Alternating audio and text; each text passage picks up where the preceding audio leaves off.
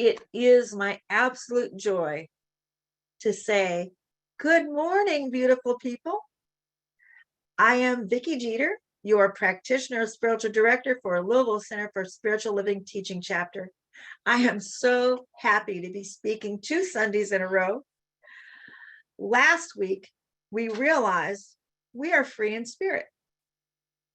We talked about how and why we often don't feel free in human experience. We looked at examples of how spiritual truth and personal authenticity brings us into alignment with our experience of spiritual freedom expressing in our daily lives. This week, we are talking about the same kind of oneness, the same kind of question between spiritual reality and human experience, and how it expresses through changes and endings, transitions and transformations in human terms. As we know, on the one side, that we're all one and it's all good and there's no separation. We say it all the time. And yet, we go through this continuous process of feeling separated from things when things change. So we'll be talking about how and why it feels like we have no choice and no control over that. We'll be looking at the role of transition in the cycle of creation and ways we can make our experience of it much better.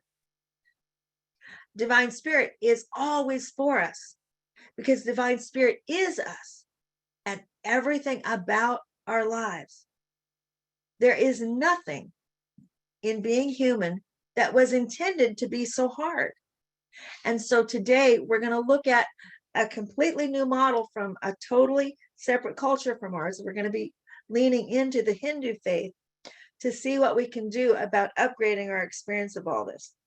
So now let's take a moment for setting intention, individually and together. Take that pausing breath, settle in, and check in with what your intention is for being here today.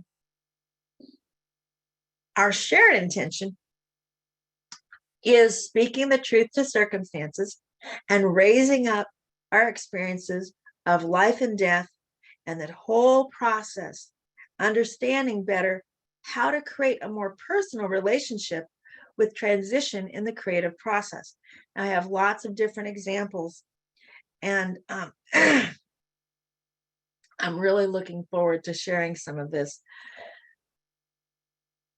But now we begin with our opening prayer.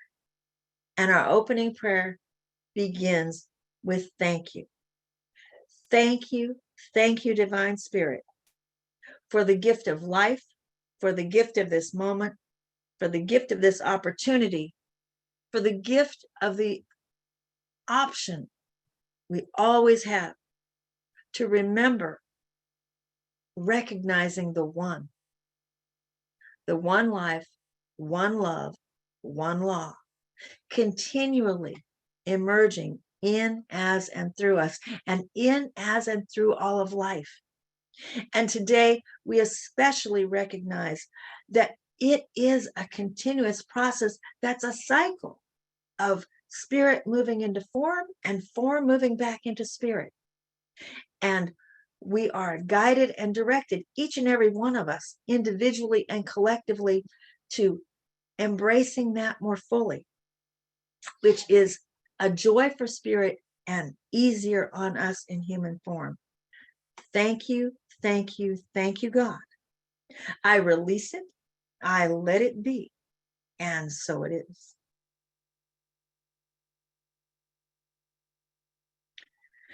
And so we do welcome each and every one of you wholeheartedly to Louisville Center for Spiritual Living Teaching Chapter. Whether you are here with us this morning or watching on Zoom later, thank you for your presence today. You are what we are, and you are what we are about.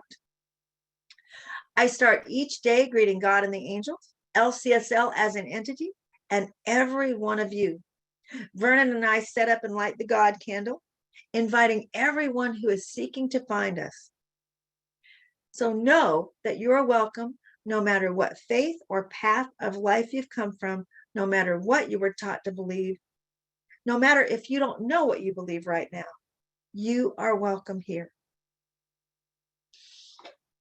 Now we take that pausing breath to shift into our opening song, God Is by Faith Rivera.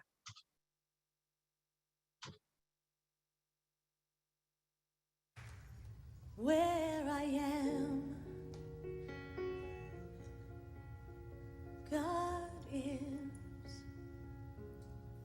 Where I stand, God is standing strong. Where I breathe, God is breathing life in and out and through me.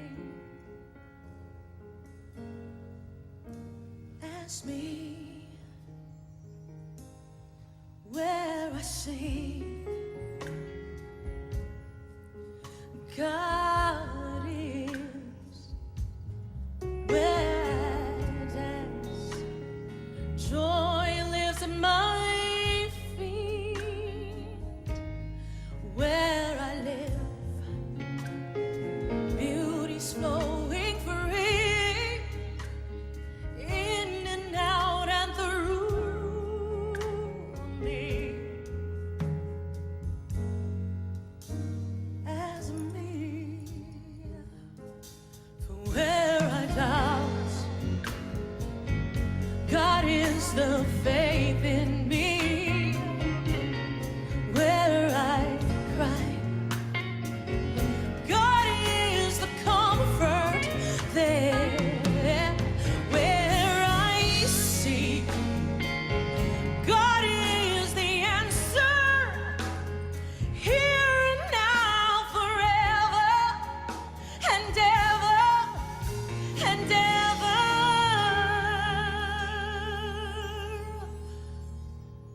Where I speak, truth is. Where I work, love is my career. And where I play, God is playing boldly, in and out and through me. As me,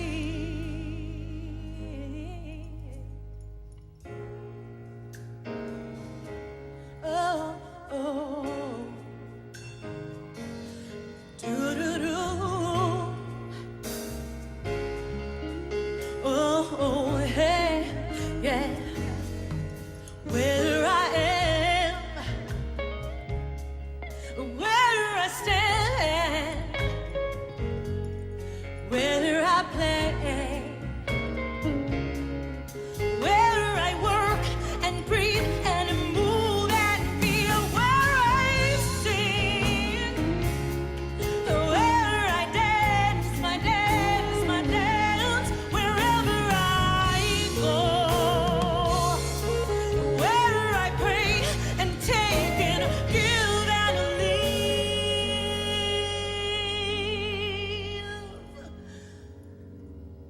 God is, life is, joy is, oh, God is.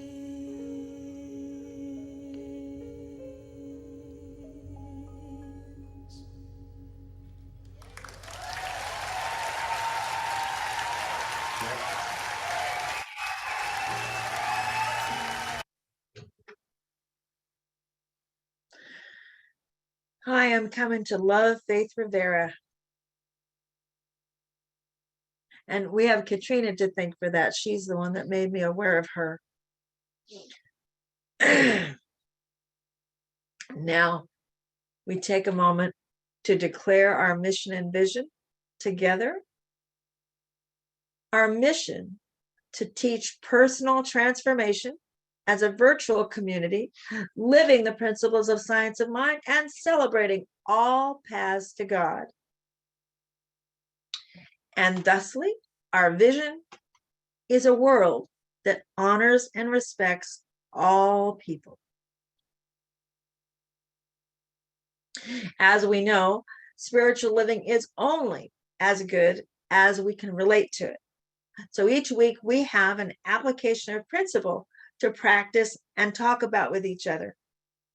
This week, our application of what we believe is all I can plan is what's happening in the now, because how I work with the present moment is the only thing that will alter the course of my life. And this comes from the Tibetan book of Living and Dying. Now for our reading and meditation, welcome our practitioner of the week, Miss Bev Iyengar.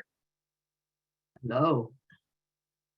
I'm going to move one more thing around here and then say thank you for this opportunity, because we're going to be talking today from your Science of Mind magazine. It's the section that's called the Daily Guides, and the writer of that this month is Reverend Michelle Madrano. I had the opportunity to meet her when I was first, completing my work toward becoming a practitioner. And we went to her congregation for our test. And it's still a vibrant moment in my memory. So finding her on today's opportunity was a real plus for me. We're going to be looking at the July 4th page, and it is entitled Change, Endings, Uncertainty. Oh my! You can't go back and change the beginning, but you can start where you are and change the ending. That is a quote by C.S. Lewis. It is clear that the world of form is full of constant change. Nature prepares us for this as the seasons and the weather change. We see plant life change constantly, yet we may struggle with endings even then. Endings can cause us to feel unsafe or insecure when things that we did not expect to change end. And doing so because this is accompanied by an uncertainty. When things end and we are not certain what will happen next, it's a great opportunity for trust. It's an opportunity to find trust within us that we can handle this change. It can even be an opportunity to consider that whatever will emerge from this change might be better than what we had before. If we can begin to consider that, then the intention can begin to be a part of our mental equivalent. And that goes with us, and we move forward through the change. I certainly have not liked every change or ending that's happened in my life. Who I became through those endings has helped me feel more grace and have more grit when changes and endings come into my experience. They have also allowed me to touch the changeless presence that is always available to me and to all others. We can make the choice to be embraced by the changeless while we're moving through those inevitable changes that occur. We can pray and meditate more. We can listen within more, and we can trust more.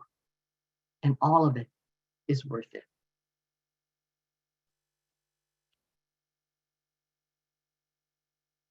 I would invite you now to take a place for contemplation.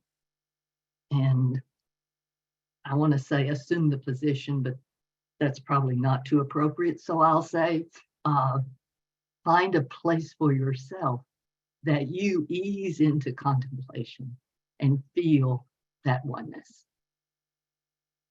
So contemplate a time with me when you experienced an ending or a change in your life that was filled with the possibility of uncertainty. As you contemplate that and your feelings during that time, it could be a whole array of happenings. It might have been a change in your job. It could have been part of family interactions that changed. It could be a cluster of friendships that changed. It could be life with a dear pet that changed. Whatever it was for you, take some time with me to contemplate that and think about how that change worked for you and how you can face that change and move through that change in the future in a more positive direction. So settle down and settle in and open yourself to those changes.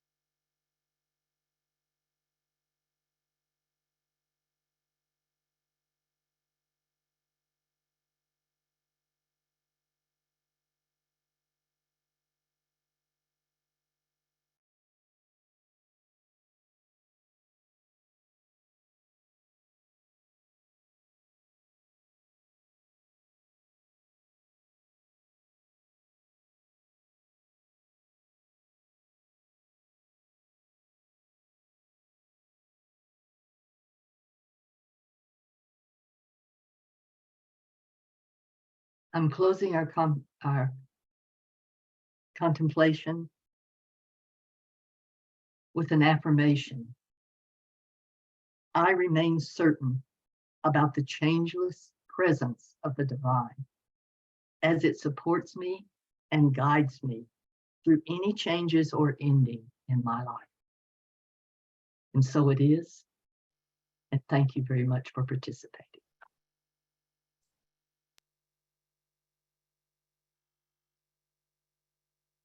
Our special music for the day, Planting Seeds, featuring Daniel Naaman and Nemo as well.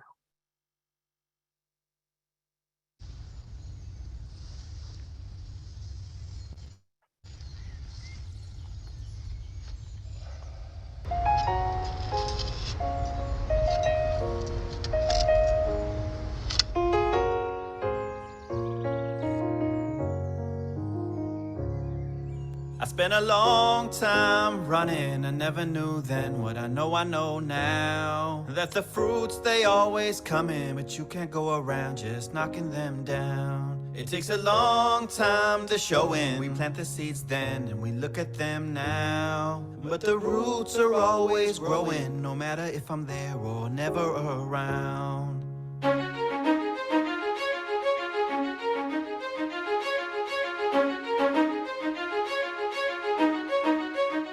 Whatever grows will grow, whatever dies will die, whatever works will work, whatever flies will fly, whatever fails will fail, what's meant to soar will soar.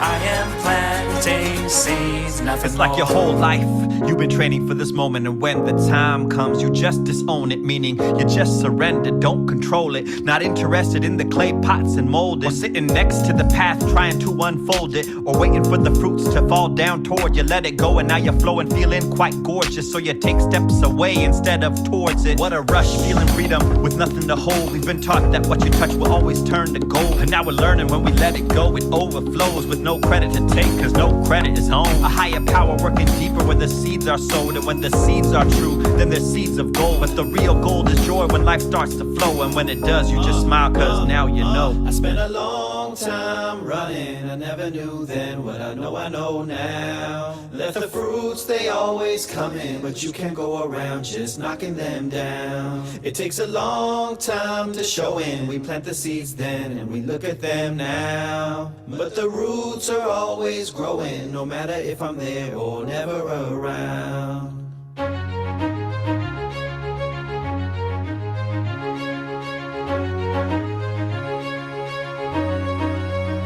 Whatever grows will grow, whatever dies will die, whatever works will work, whatever flies will fly, whatever fails will fail, what's meant to soar will soar.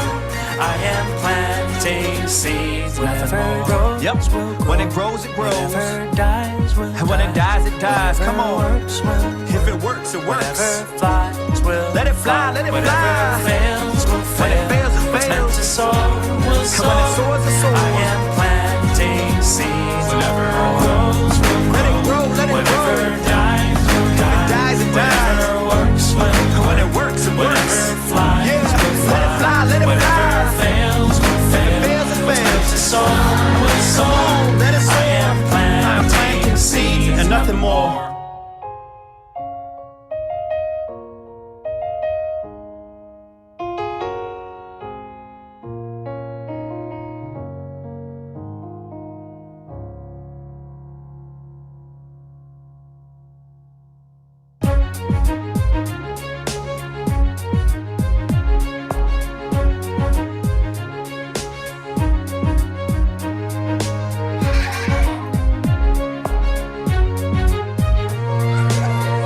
Whatever grows will grow, whatever dies will die, It dies it dies. works will When it works it works. flies Yeah, let it fly, let it whatever fly. fails will fail, Fails it fails. to soar will Come soar. on, let it I soar. am planting seeds. And nothing more.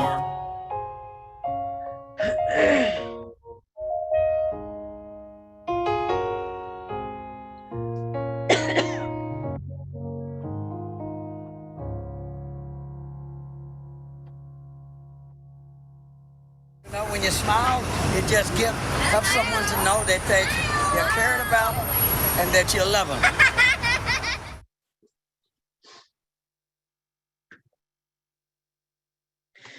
There is so much in that song, and I thought it would be good to be able to hear again, especially when I realized that it speaks so specifically to what we're talking about today.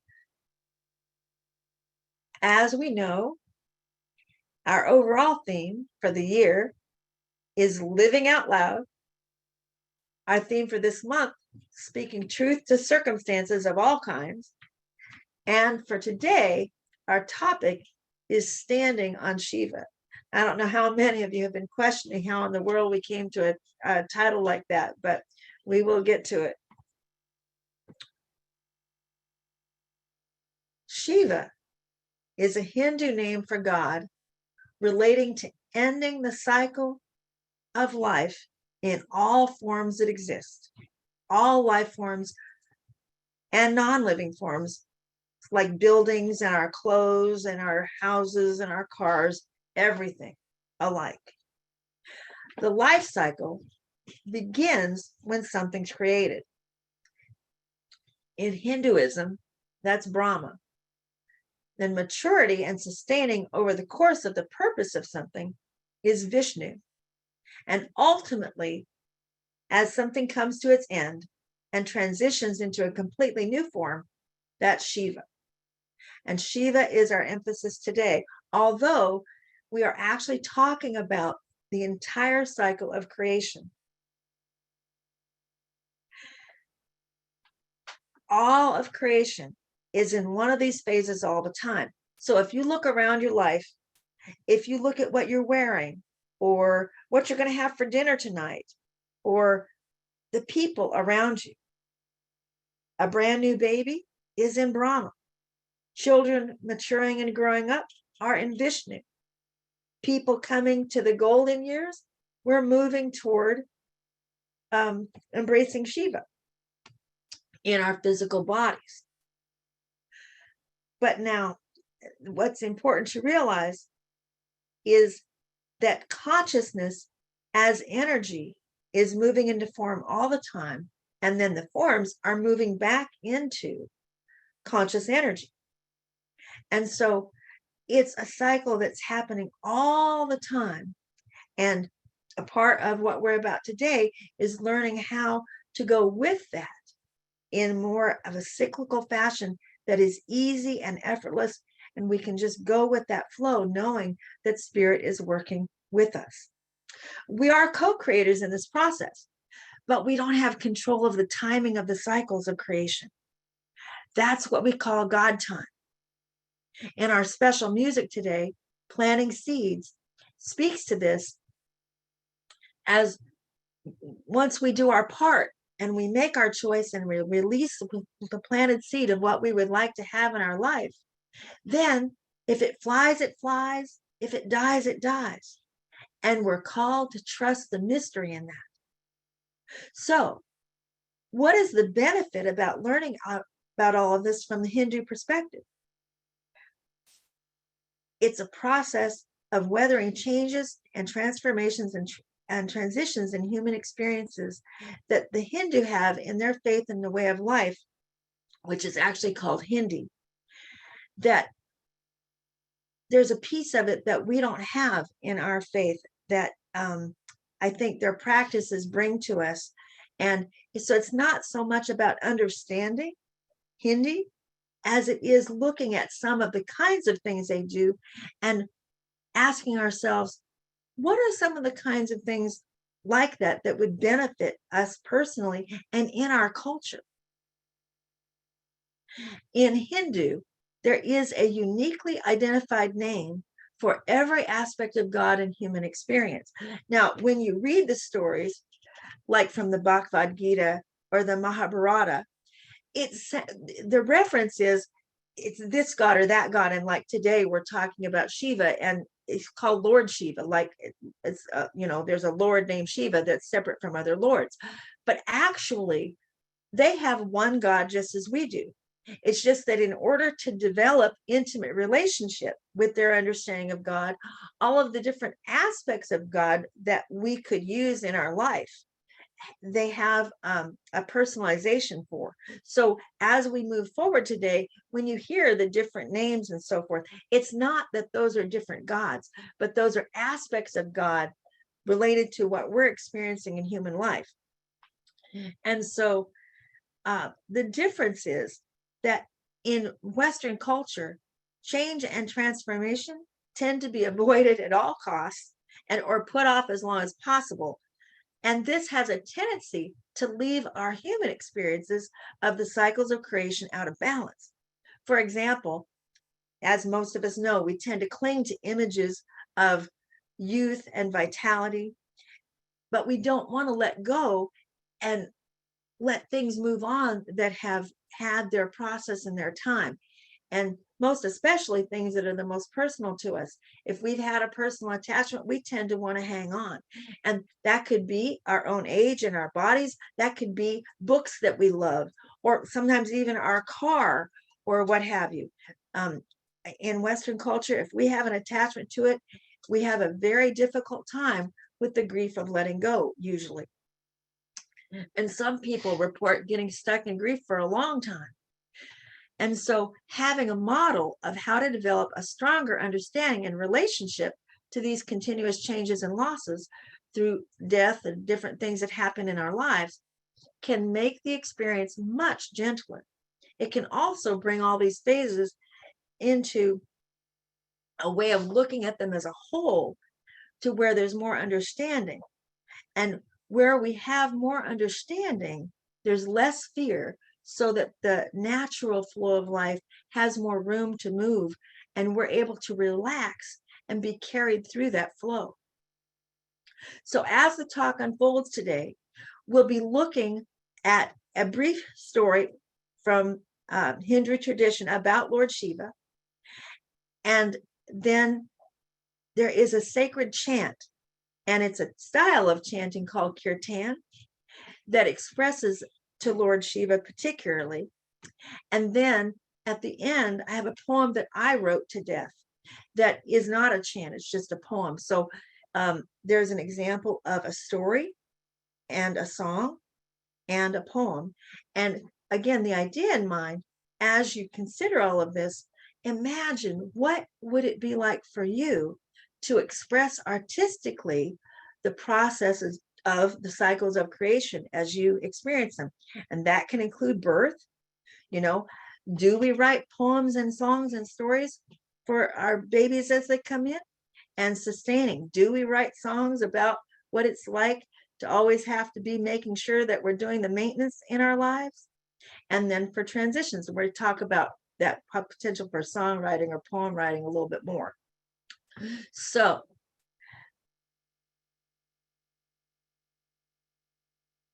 keep your imagination open, and each of these is meant as an example. And so it's not about that what we've done so far doesn't work. It's just about doing more of it. It's about knowing we're doing what we're doing and doing it with sacred intention. And so you might be asking, how could that really be so important from where we are now to where we choose to be? But if you think about it, how might your life be different if you were absolutely certain that the love that you have for people and the connections that you have in your life don't actually end, that we are eternal beings having this incredible experience in this dimension? But what if the veil between dimensions is so thin that we actually can maintain that felt sense of connection? How much easier would it be? And can you imagine, even to the point of being comfortable as you think about your preferences for how you exit the planet, to sit down and leave your preferences for your loved ones, leave them the idea of songs or stories that you prefer for your celebration of life? What if considering that wasn't just something that we have to do because it's so much nicer for our families not to have to do it, you know, when they're in their grief, but actually to say that it can be something generative that we're passing on as a part of our culture. And it can be something done over time, not because like we're looking forward to the day that we're going to die. So here's a story of Lord Shiva. And the thing is, as you hear about this, the standing on Shiva part, you're going to hear about an aspect of God also called Kali. And Kali is the destructive force that is out of control. And in the story, Kali emerges and gets out of control. And so Shiva, Lord Shiva, comes and dives underneath Kali's feet to ground her and stop her from being out of control. And that's where the title Standing on Shiva comes from. And so this is a 3-minute video that's by a lovely lady named Dr. Priyavamani. And she is going to explain a little bit more about this. So go ahead and show the video.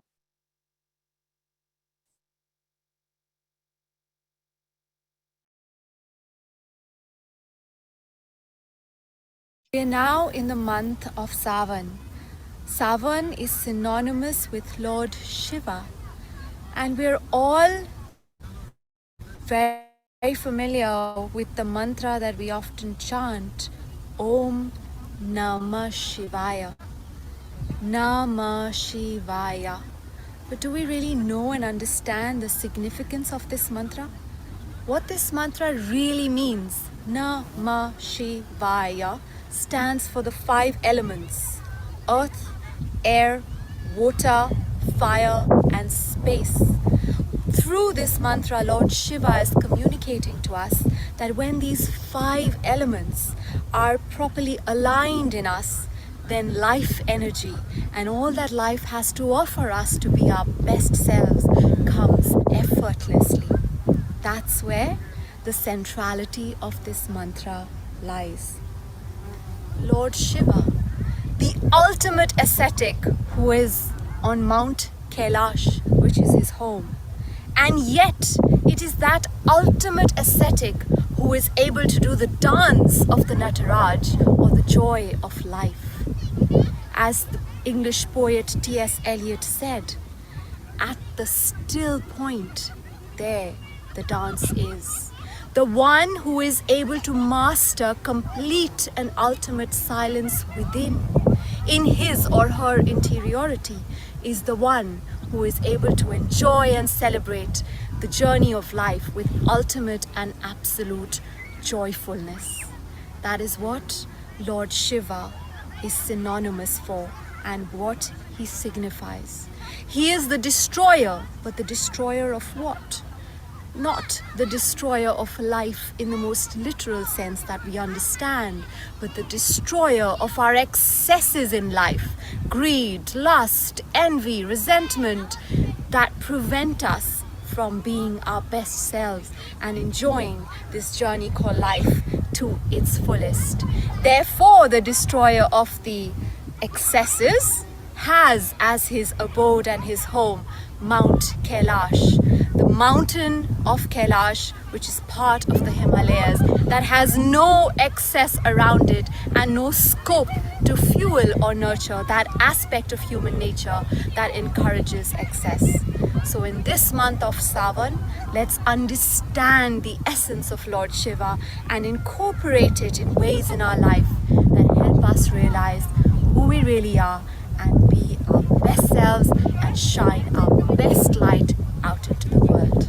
Om Namah Shivaya.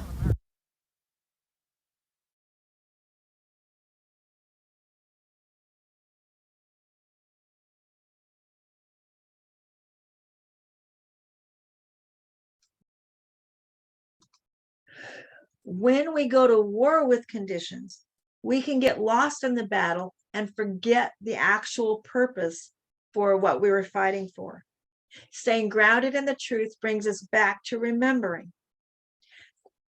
How often is it that in our passion about something, we start out with an intention, but then we get completely carried away and go overboard? That's Kali energy. Any expression that is to excess or gets totally out of control is an expression of Kali energy. It makes me think of the example of when mobs of people, like at the what's the celebration in Louisiana that happens in February? Mardi Gras. Mardi Gras. We hear all the time that in Mardi Gras, throngs and throngs of people are in the street, and they get so caught up in their celebration, they get so caught up in what they're doing that they're not even thinking. And then the next day you realize crazy things have happened, and the individual themselves would never think that they would be a part of that. But then you realize that when energy gets so expressed in such a way that it's uncontained, that kind of thing can happen. And the other example I thought of in nature is like tornadoes. You know, I watched a video of a tornado as I was preparing for this talk, and somebody caught one actually like coming toward their house. So it was very close and you could see the stuff, the destruction that was happening, and it just got sucked up into the vortex going round and round. And that is also Kali energy.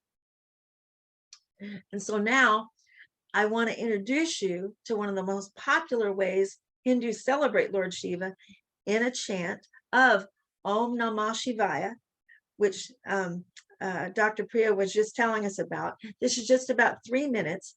And go ahead and share the video.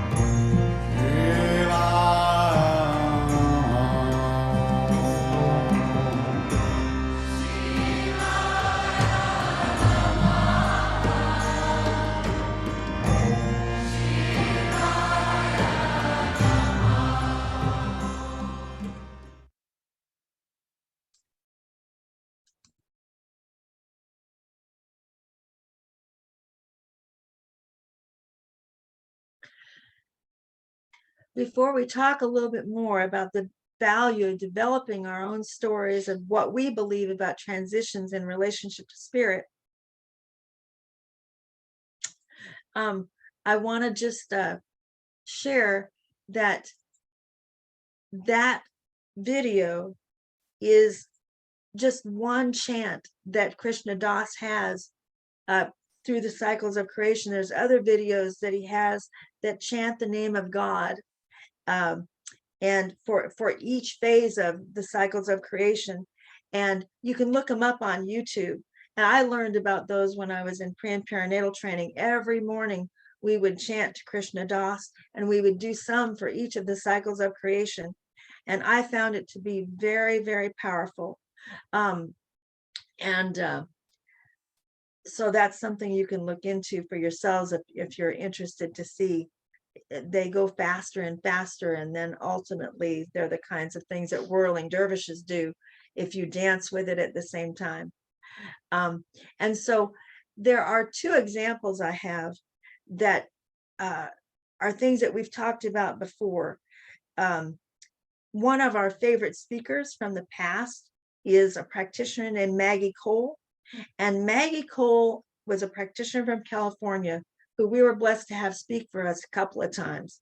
And she brought us the inspiration of understanding that the process of grief is a continuous thread in our lives. Once we've had the first grief in our life, that is not a kind of loss that we're going to be able to get back. It's something that stays with us. And then as we go through life, that thread gets stronger. We have additional things that we've lost. And it doesn't ever happen where we wake up one day and we say that we don't have that sense of sadness for the person that we became disconnected from.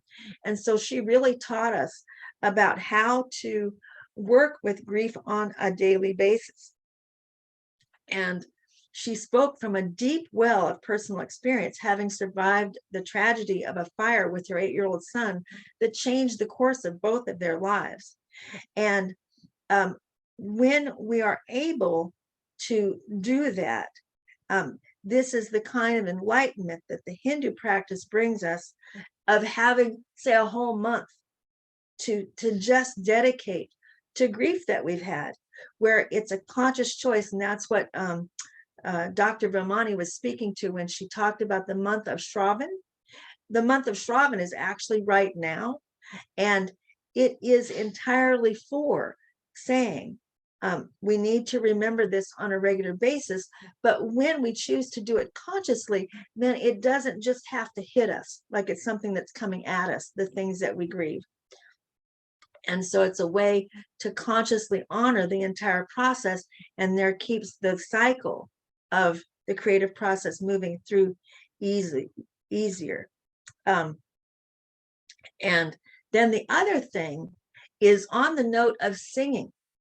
You know, recently we have been talking about indigenous cultures that know about when a child is born, the tribe will give them a song and sing to them when they're born, and then they sing to them throughout their lives when there's challenges or celebrations, and then they come around when that person's dying and they sing them their song.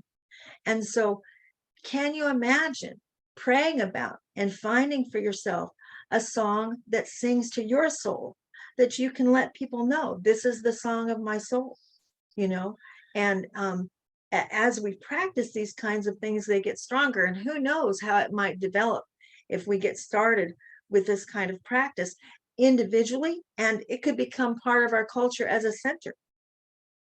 And so the final thing I want to offer is the poem that I wrote.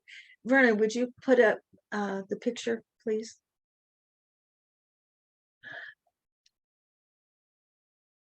This is a picture of Anita Catherman, and she is Reverend Dr. Jessie Jennings' aunt, and she is an extended member of Vernon and I's soul family. We would not have met if it had not been for Anita. And when Anita was in her process of transition, Vernon and I were on her care team, and we would go on a regular basis and be with her through her process. And the day before she died, I was in her home and I was praying, and this poem came to me. And so I want to read it to you. And this is just an example. This is a poem I actually wrote to death as I was speaking to death. And so it just kind of gives you an idea of what's possible. And this is called A Requiem Refreshed. Death, come calling softly. I hear your whisper on my wind. I know your time must come to call. Relax your reaper grim. For as there is high time for birth, so too the perfect time to die. Thus is the holy, enduring way of Gaia's balance realized. I expect this task must take its toll, forever causing people fright. You would at once reveal your ease, would resistance relinquish mighty fight. Alas, when my contract closes, as my candle wick frays thin, come kindly lead me by the hand. Let us embrace as newfound friends.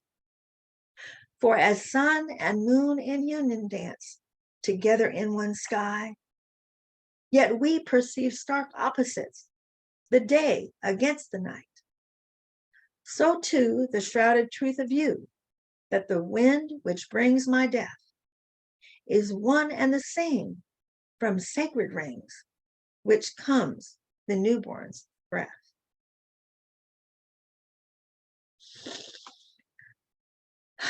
And on that note, a closing treatment. Trusting this flow, trusting this process, trusting the truth being spoken to each and every individual within the sound of my voice, according to their way, their understanding, the song of their soul. Thank you. Thank you, thank you for this presence, for this power, and for this phenomenal kaleidoscope of our ability to understand our relationship to spirit, our ability to understand that we are spirit emerging in and through all phases of life, in trust and simplicity. I release it, I let it be, and so it is.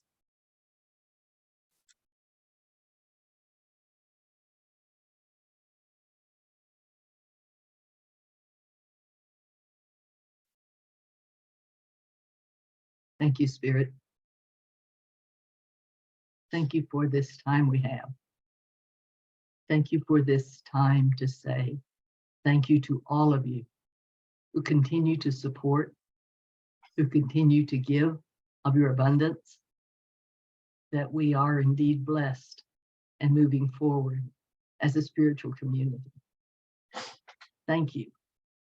Spirit blesses me so that I can bless others, and that is the truth of my prosperity. What a strong statement for your givingness, for your all good that is indeed God. And so Vicky, hiding her face, but saying, don't forget, don't forget that it's a process that is indeed ongoing. And we so much say thank you. And in that thank you, I'm going to ask Vicky to bless our givingness for today. You know the many ways you can get on. I don't believe we have anybody new today, so I won't go into all of that. I'll just say my own blessedness. Thank you. Vicky. Thank you, Bev, and thank you for pointing out the emphasis of the basket. I have to tell you that my blessing for this basket today, every time I pick up our blessing basket, I think of Jesus multiplying the fish and the loaves. It was a basket about this size with 2 loaves and 2 fish, and he fed the multitudes. And I absolutely know that this little basket is a vessel of the divine, so receiving everything that we all give and sending it back out to serve and come back to us multiplied. Thank you, thank you, thank you, God. Thank you, Bev. I let it be, and so it is. So it is. Announcements. And we have a few today. First of all, we want you to remember that every Wednesday now is Wisdom Social Hour. And we invite you to join us at 11 o'clock on our Zoom address. Yes, we are ongoing with our men's group. The next meeting is July the 20th at 6:30 on our Zoom address.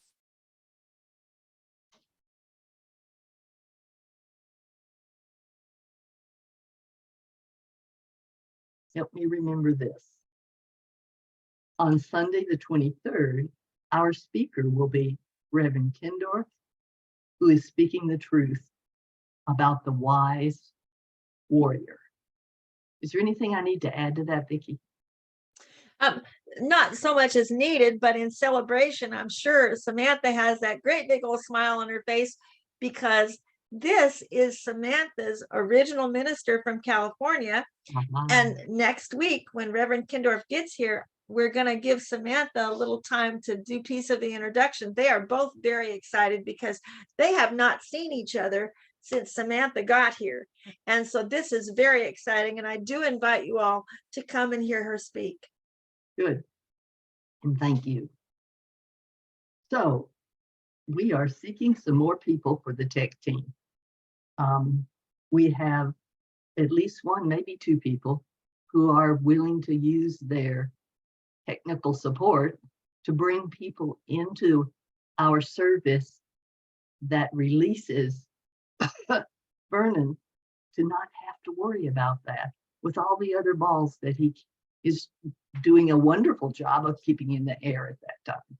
So contact Vicky or Vernon if you would be interested in learning to do that and to support our tech team.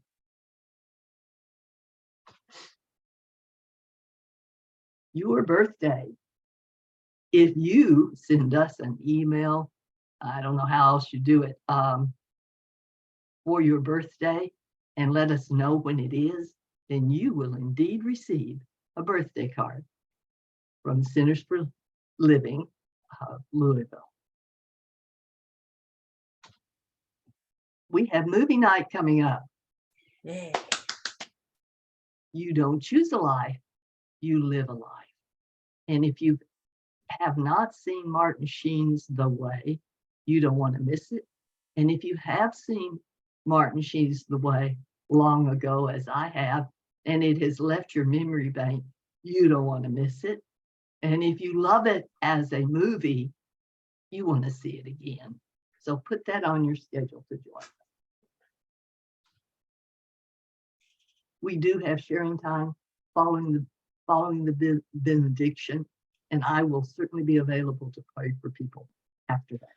Yes, indeed. That brings us to, oh yeah, my favorite time. Well, that's hard to say. I love this time in our service, so get ready.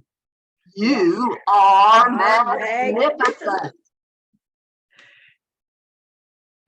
Thank you. And now we move to our closing. So thank you so much, Beverly. And this is our closing song. And Spirit brought me this song because this is the closest thing that we have to the equivalent of a Hindu kirtan chant. And this is Karen Drucker's gratitude song, which we did on Father's Day. So you all will probably remember it. So on this day, when I think of my father and I see his face, all I feel is gratitude. So I give this song to him.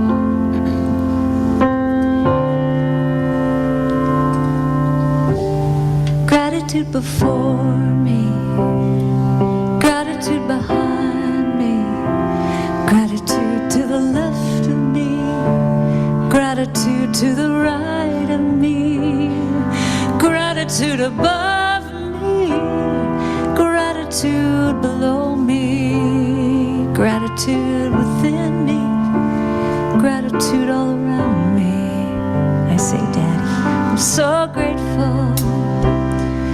I'm so grateful. I'm so grateful. I feel so grateful. Every day I say thank you, thank you, thank you. I'm so grateful. I'm so grateful. I'm so grateful. Goes like this now. Gratitude before me, behind. Gratitude behind me, to the left. Gratitude to the left of me, to the right. Gratitude to the right of me, above me. Gratitude above me, below me. Gratitude below me, within me. Gratitude within, all around me. Gratitude all around. I'm so grateful, and I'm so grateful to yourself. I'm so grateful to the people in your life in front of you. I'm so grateful. Then you just let it all go. I'm so grateful, yes. I'm so grateful. I'm so grateful to yourself. I'm so grateful. If you want to stand up, you can, or sit down, whatever you want to do. Gratitude before me, behind. Gratitude behind me, to the left. Gratitude to the left of me, to the right. Gratitude to the right of me, above me. Gratitude above me, below me. Gratitude below me, within me. Gratitude within, all around me. I saw someone do this at the first service. All around me. And I'm so grateful. Open up to all you're grateful for. To yourself. And I'm so grateful. Let it go. I'm so grateful. Yes, I'm so grateful. I'm so grateful. I'm so grateful. I'm so grateful. Put your hands over your heart. Just put your hands over your heart for a second. Close your eyes. Take a deep breath. Just scan your life. Think about all that you're grateful for. See the faces of God in your life that are represented by kids or family members, people you work with, people in this church. Breathe it in. Let's sing it one more time. Gratitude before me, behind. Gratitude behind. All that was behind me, to the left. Gratitude to the left of me, to the right. Gratitude to the right of me, above me. Gratitude above me, below me. Gratitude below me, within me. Gratitude within, all around me. Gratitude all around me. I'm so grateful. I'm so grateful. I'm so grateful. I'm so grateful. I'm so grateful. I'm so grateful. I'm so grateful. I'm so grateful. So you know, Meister Eckhart said if the only prayer you say every day is thank you, that's enough. So start your day just saying, I am so grateful. I am so grateful. I'm grateful for you. I'm grateful for this church. Grateful. I'm so grateful. Sing this with me. Just go. I'm so grateful. Yeah. I'm so grateful. Look around a little bit. I'm so grateful. Look around at these people and just go. I'm so grateful. This is your community here. I'm so grateful. Yes. I'm so grateful. I'm so grateful, grateful, grateful. I'm so grateful, grateful, grateful. I'm so grateful, grateful. And I'm so grateful, grateful, grateful. I'm so grateful. Oh yes, I'm so grateful. Oh yes, I'm so grateful. Oh yes, I'm so every single day I'm gonna